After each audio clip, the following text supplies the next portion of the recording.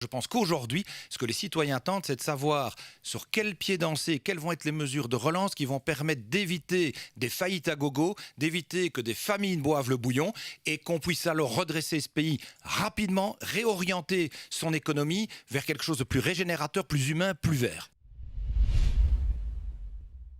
Maxime Prévost, autoriser la manifestation Place Poulard, c'était une erreur ou pas? Donc, si je souscris évidemment au message qui a été adressé, parce que je partage cette indignation et émotion planétaire par rapport à ce qui est arrivé à George Floyd et de manière générale le combat contre le racisme, mais en la circonstance, dans le contexte que l'on connaît, c'est difficilement compréhensible pour beaucoup de gens. Donc il n'aurait pas dû y avoir de manifestation, même s'il y a une énorme demande de la jeunesse, même s'il y a eu des manifestations à Paris, un peu partout dans le monde, à Bruxelles, il n'aurait pas dû en avoir une. Je pense qu'il aurait été plus heureux de manifester son émotion, son indignation et de poursuivre le combat auquel je souscris contre le racisme autrement, différemment. Vous savez, la créativité a été appelée à la barre tout au long des mois qui se sont écoulés.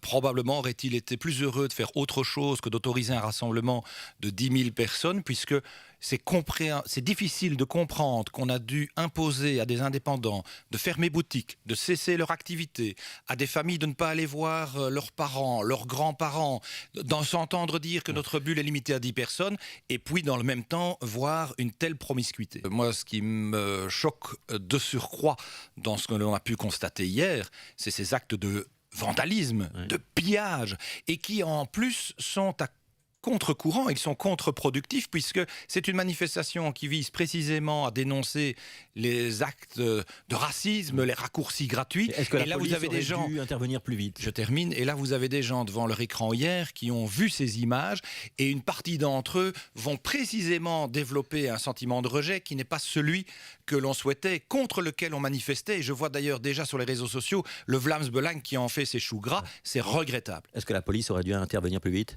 Je pense qu'à partir du moment où il y a pillage, cassage, il est évident que la police doit pouvoir empêcher que ça se fasse et certainement pas être spectatrice. Alors, petit appel du pied de Théo Franken à Paul Magnette ce week-end. Le numéro 2 de la NVA a appelé à la construction d'une union entre nationalistes et sociodémocrates. C'est un appel que vous jugez crédible ou pas?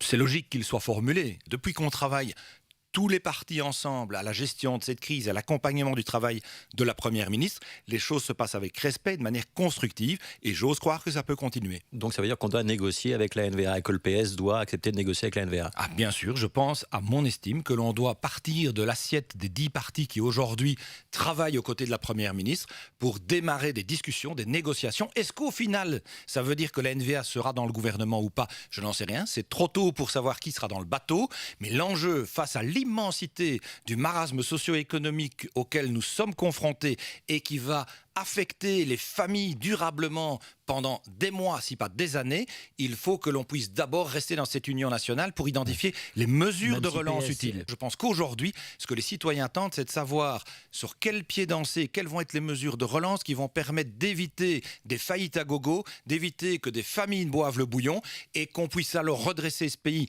rapidement, réorienter son économie vers quelque chose de plus régénérateur, plus humain, plus vert. Alors justement, vous avez fait référence au Supercairn, donc les 10 partis ensemble qui se retrouvent une fois par semaine pour décider d'un certain nombre de mesures, notamment pour aider à la relance de l'économie. Donc la TVA à 6% sur la restauration, le chômage économique, le droit passerelle pour les indépendants. C'est assez tout ça, il faut aller plus loin. La dizaine de mesures que nous avons collectivement soutenues et décidées ce samedi, c'est un paquet de mesures heureux qui va déjà aider. Pour les allocataires sociaux, les chèques, les 10 voyages, etc. Ouais. On est très heureux du côté du CDH d'avoir apporté notre contribution à ce paquet de mesures, mais ce n'est pas encore suffisant. Qu'est-ce qu'il faut en plus? Nous demandons, et ça va faire l'objet des discussions durant cette semaine, qu'un deuxième paquet de mesures soit pris, et nous souhaitons très clairement, par exemple, qu'il y ait une exonération de charges au NSS et de cotisations, parce que aujourd'hui on a uniquement suspendu et reporté celle-ci, mais dans quelques mois, alors même que les orecaïstes par exemple ne peuvent reprendre qu'avec des conditions très strictes, avec dès lors un nombre de couverts limité, ils ne vont pas avoir atteint un rythme de croisière qui leur permettra à la fois de payer les cotisations sociales du trimestre qui est considéré et de payer celles d'avant. Ils vont se heurter à un mur. Donc on les reporte pas, on les supprime. Je pense, et c'est la volonté du CDH, qu'il faut accepter d'exonérer une partie de ces cotisations au NSS. Tout exonérer, c'est idéal, mais ce n'est pas soutenable financièrement. Par contre, ce qui n'est pas soutenable non plus financièrement, c'est juste se contenter d'un report parce qu'on déplace le mur à l'heure auquel les indépendants vont être confrontés. Autre enjeu, nous demandons aussi que l'État intervienne à hauteur de 50% dans la prise en charge des loyers commerciaux, parce que c'est l'État qui a décidé que les commerces devaient fermer, et donc il faut ne pas préjudicier ni les locataires ni les propriétaires, et que l'État intervienne à hauteur de 50% de ses coûts. Donc c'est des l'État baux qui doit commerciaux. payer la moitié des loyers commerciaux. Mais il doit assumer la décision qu'il a prise. On va et mettre nous... le budget dans le rouge avec tout ça, non? Non, écoutez, aujourd'hui, le budget, il est déjà largement dans le rouge, et partout en Europe, il va encore l'être. On a un assouplissement des règles budgétaires au niveau européen qui a été décidé. On a besoin de plusieurs dizaines de milliards à réinjecter dans la machine pour éviter les faillites, pour éviter que tout le monde n'aille renflouer les statistiques du chômage ou du CPS. Et donc, oui, ça fait partie des mesures électrochocs que nous devons mettre en œuvre.